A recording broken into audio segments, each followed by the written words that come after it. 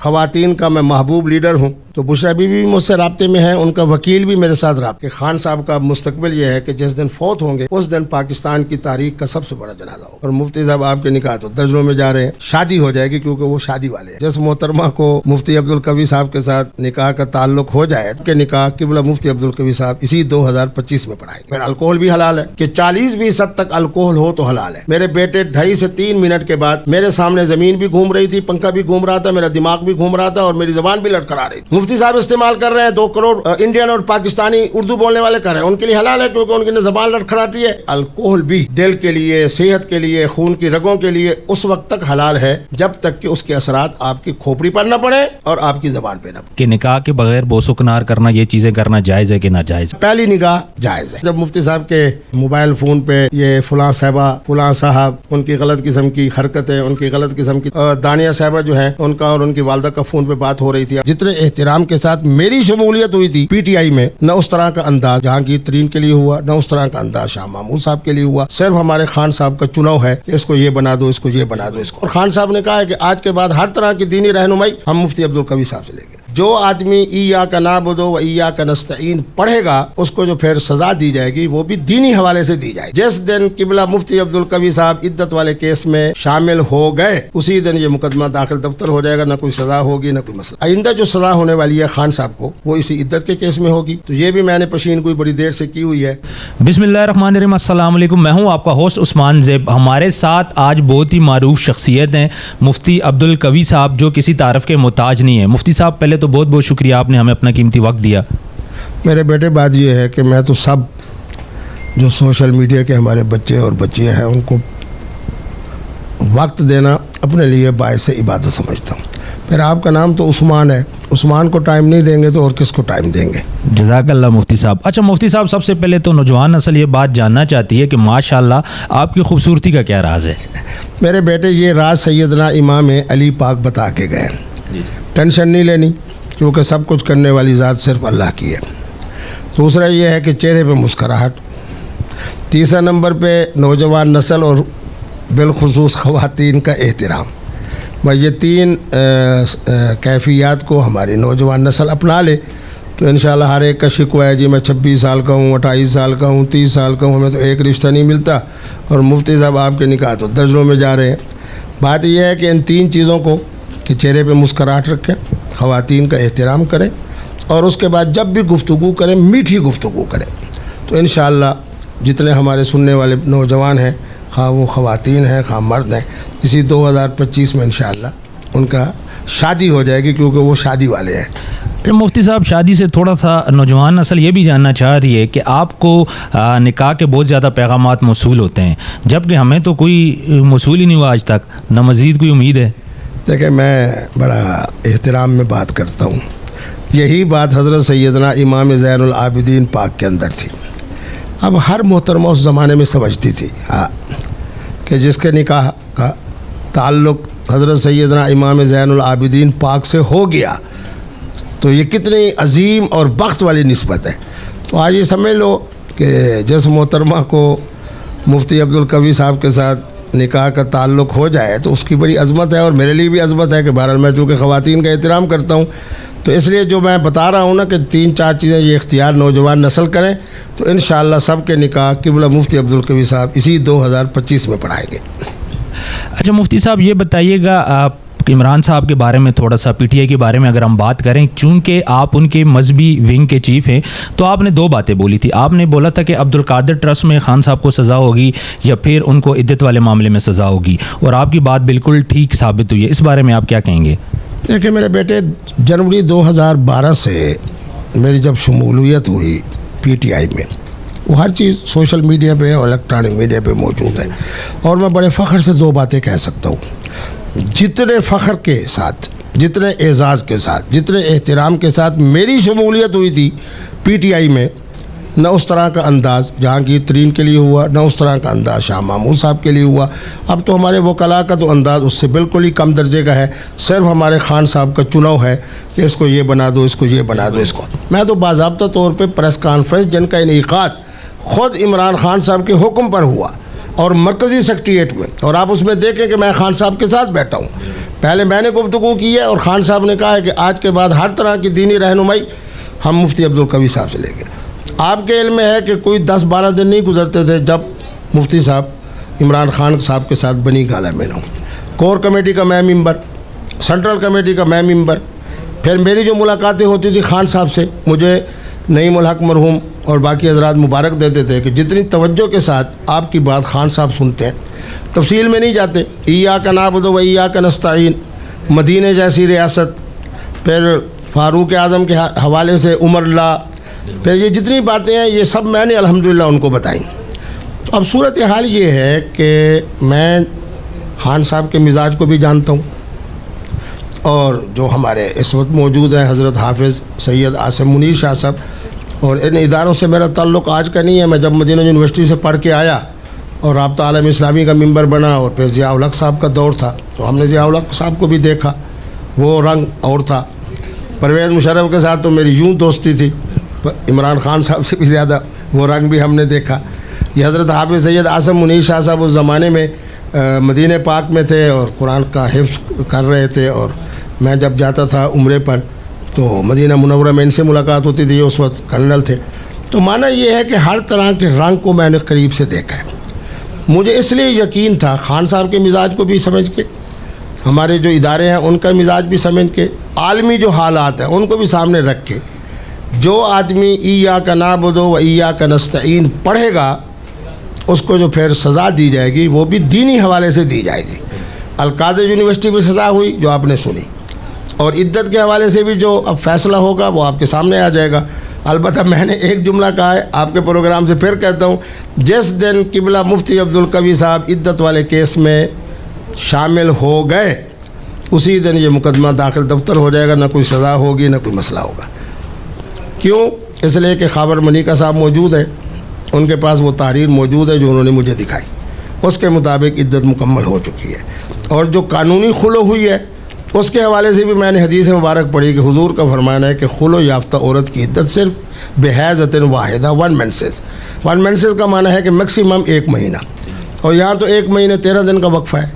تو بہرحال آئندہ جو سزا ہونے والی ہے خان صاحب کو وہ اسی عدت کے کیس میں ہوگی, اور ہمارے قائد محترم کو اللہ لمبی زندگی عطا فرمائے. اب وہ اقتدار کو بھول جائے, صدارت کیا ہوتی ہے, پاکستان کی وزارت عظمیٰ کیا ہے, زندگی اور موت اللہ کے قبضے میں ہے. تو یہ بھی میں نے پشین کوئی بڑی دیر سے کی ہوئی ہے کہ خان صاحب کا مستقبل یہ ہے کہ جس دن فوت ہوں گے اس دن پاکستان کی تاریخ کا سب سے بڑا جنازہ ہوگا. اچھا مفتی صاحب تھوڑا سا یہ بتائیے گا, ماضی میں بھی ہم نے دیکھا گیا ہے کہ کچھ لوگوں نے کوشش کی ہے, اور جب بھی آپ اعلیٰ عہدوں پہ فائز رہیں تو آپ کے خلاف ایک پلاننگ کر کے کچھ لوگوں کو لانچ کیا گیا ہے, خاص طور پہ لڑکیوں کو, اور آپ کے جو الفاظ ہیں ان کا چناؤ ہر بندے نے اپنے پروگرام میں ڈفرینٹ وے میں یوز کیا. آپ بات اور کرتے ہیں, بیچ میں سے کلپس نکال کے اس بات کو دوسری طرف لے جایا جاتا ہے. تو یہ آپ کے اتنے زیادہ دشمن کیوں ہیں کہ جو آپ کو گرانا چاہتے ہیں؟ لیکن ایک اور بات میں کروں گا کہ آج تک آپ کو اللہ نے اتنی عزت دی, جو بھی آپ کے خلاف لانچ ہوا وہ خود ہی گر گیا. میرے بیٹی بات یہ ہے کہ ان بچوں کا یہ قصور نہیں. بات یہ ہے کہ میں نے کہا کہ جب سعودی عرب کے اندر بہت سارے مشروبات پہ لکھا گیا حلال, تو اب پوری دنیا سے میں الحمدللہ مفتی عبدالقوی کا یہ اعزاز ہے کہ ماسکو میں بیٹھا ہوا مفتی اعظم بھی مجھ سے رابطہ کرتے ہیں. یہ جتنی جناب اسلامی ریاستیں ہیں, تاجکستان, ترکمانستان, وہاں کے جو چمبر آف کامرس کے صدر ہیں اور ان کے جو نیچے سینئر نائب صدر ہیں وہ بھی ووڈکا کے حوالے سے انہوں نے مجھ سے سوال کیا, جس پر آپ نے دیکھا کہ میں نے جرأت سے کہا کہ اگر مفتی اعظم پاکستان کا اور پاکستان اور انڈیا میں رہنے والے 2 کروڑ مسلمانوں کا تمباکو والا پان حلال ہے تو میں خود اس فیکٹری میں گیا ہوں, دیکھا کہ کس طرح بنتی ہے الکحل. پہلے میں نے فتویٰ دیا کہ الکحل الخمر نہیں ہے, یعنی شراب اور دارو نہیں ہے. پھر میں نے یہ کہا کہ خمار عقل تک اگر تمباکو والا پان حلال ہے تو پھر الکحل بھی حلال ہے. آج تک الحمدللہ کسی عالم نے اس کی رد تو نہیں کیا.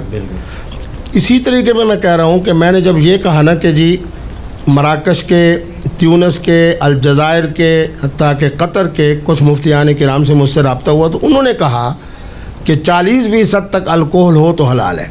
وہ آپ والی بات انہوں نے بددیانتی کیا کی, وہ الجزائر بھی کٹ گیا, مراکش بھی کٹ گیا, تیونس بھی کٹ گیا, قطر بھی گیا, کہ وہ میرا جملہ سنا دیا کہ الفاظ میں کہ 40% سے کم ہو. بھئی یہ میرا فتویٰ نہیں ہے.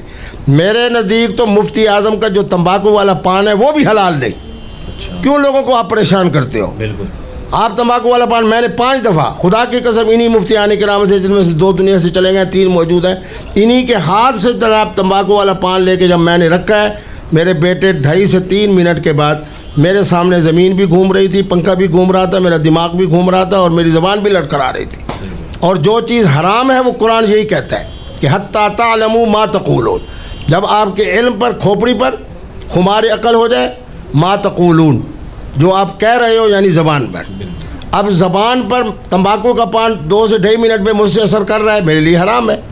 مفتی صاحب استعمال کر رہے ہیں, 2 کروڑ انڈین اور پاکستانی اردو بولنے والے کر رہے ہیں, ان کے لیے حلال ہے کیونکہ ان کی نہ زبان لڑکھڑاتی ہے نہ.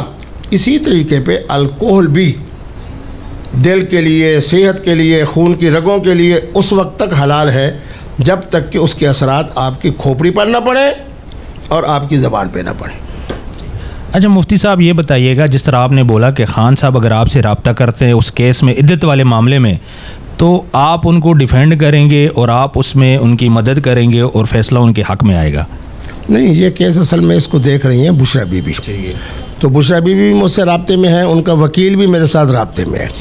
لیکن آپ سیانے آدمی ہیں, اگر ایک کیس کے بارے میں ذہن بن چکا ہے کہ فلاں کو سزا دینی ہے تو مفتی عبدالقوی صاحب جائیں گے تو اپنی ٹانگوں پہ, اور جب کچہری سے باہر آئیں گے تو نہ میرا مزاج مراد سعید والا ہے نہ میرا مزاج پٹھانوں والا ہے.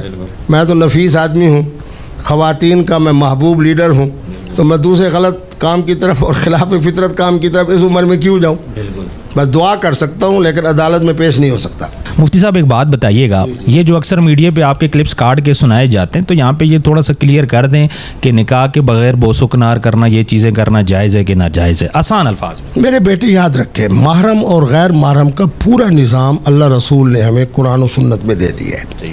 غیر محرم کو دیکھنے سے نظرۃ الاولیٰ, اس پر آپ کے پروگرام کو وائرل کرنے کے لیے حدیث مبارک میں ہے, فقہ میں ہے کہ کوئی محترمہ غیر محرم آپ کے سامنے آ گئی, جس طرح آپ روڈ پہ جاتے ہیں, ایئرپورٹ پہ جاتے ہیں, تو فرمایا پہلی نگاہ جائز ہے, پھر نہیں.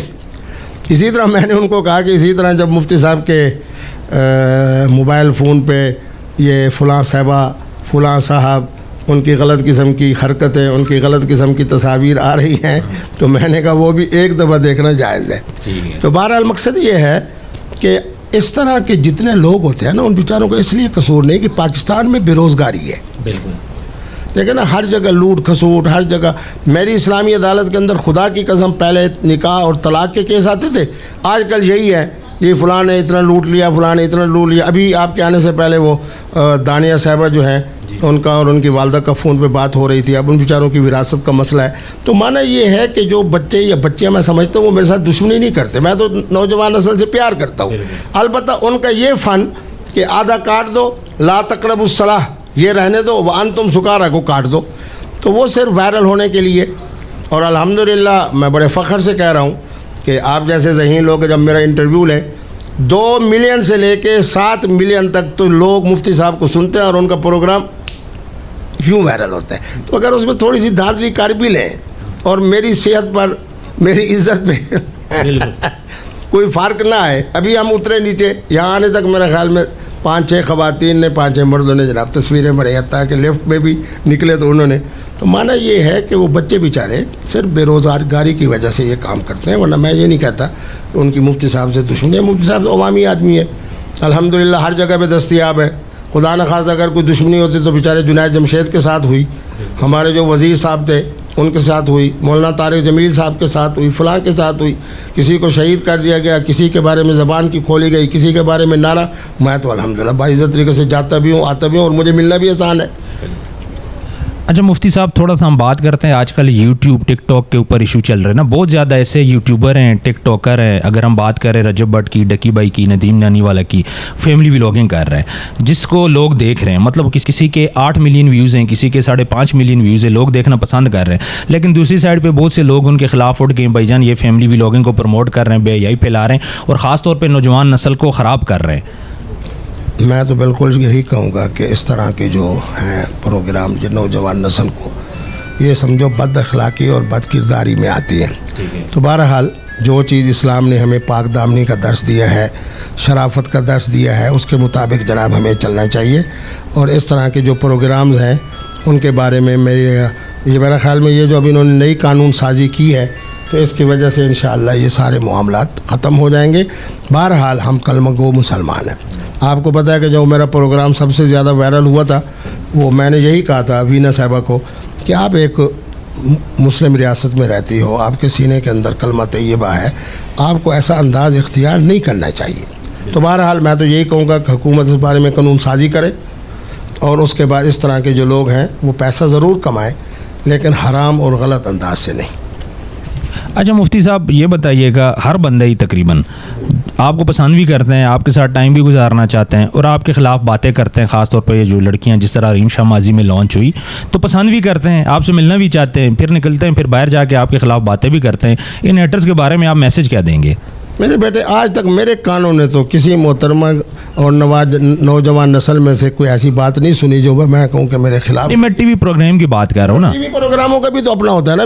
دیکھیں نا, اب خدا نہ خواستہ نعوذ باللہ میں اونچی بات کر رہا ہوں, جو بد نصیب جناب یورپ کے اندر رہ کے کارٹون بناتا ہے اس کا مقصد کیا ہے کہ تاکہ مجھے شہرت مل جائے. ہمارے عربی کا مقولہ ہے جس عظیم ذات کی مخالفت کرو گے اتنا تمہارا تعارف ہوگا. اس لیے ہم ان کا معاملہ اللہ کے سپورٹ کرتے ہیں, ہم کسی پہ کوئی رنج نہیں ہوتے, لیکن خدا را بد اخلاقی بھی نہ کریں, بد کرداری بھی نہ ہو, حلال انداز سے پیسہ کمائیں, حرام کے یہ جو انداز ہیں ان کو چھوڑ دیں. اب مفتی صاحب بہت بہت شکریہ, آپ نے میسج بھی دیا, ہمیں ٹائم بھی دیا, اپنا بہت سارا خیال رکھیے گا. انشاءاللہ جلد ہمیں دوبارہ بھی ٹائم دیجیے گا. بڑی مشکل سے آج ہم نے آپ کو پکڑا ہے جی. آپ مصروفیات دیکھ رہے تھے, اللہ خوش رکھے آپ کو. بہت بہت شکریہ جی, اللہ حافظ.